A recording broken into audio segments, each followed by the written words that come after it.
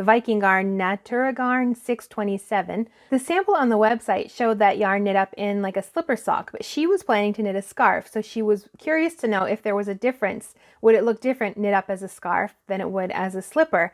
And I told her it probably would, because one is knit flat, one is knit in the round, the different width of the material. There's lots of things that can impact it, but there's one thing she could do to get a good idea of how it would look. If you go to Ravelry, do a search for the specific yarn and the color, and then click on the Projects tab, and you can scroll through and see the projects that other people have done.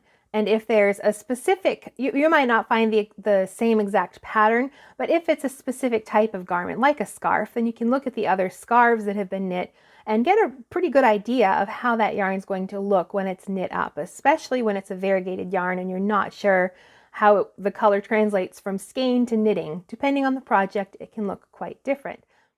For even more helpful knitting tips, be sure to subscribe to Nerdy Knitting and check the resources and links down in the video description box.